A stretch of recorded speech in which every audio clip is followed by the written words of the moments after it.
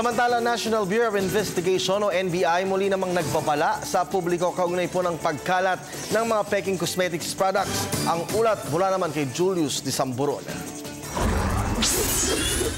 Nagbabala ang National Bureau of Investigation laban sa mga kumakalat na peking beauty products sa merkado. Kaugnay ito sa mga nakumpiska sa raid ng mga tauhan ng NBI sa Tagaytay City. Ayon kay NBI Director Atty. Virgilio Mendez, hindi naman masama magpaganda, pero dapat ang gagamiting pampaganda ay hindi makapagpapasama sa iyong kalusugan. Dapat iwasan talaga, sisiguraduhin nila ay hindi yung mga peke at saka mga adulterated na beauty products.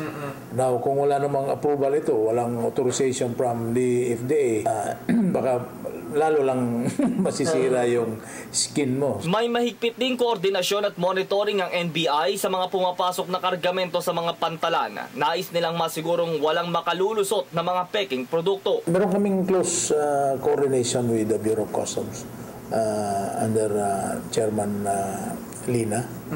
So from time to time, kung meron silang mga information that needs our assistance, then we gladly and give our full support to their efforts. May babala din si Mendez sa mga nagtitinda ng ganitong illegal na produkto. Sana naman itigil nyo because there is an ongoing and serious and continuous efforts of the NBI together with the BFAD and also with the IPO.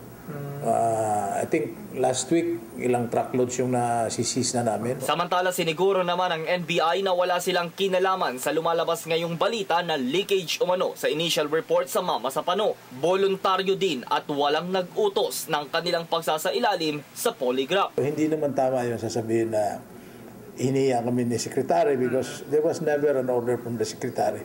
Voluntary namin yun. Nagpa-polygraph kami.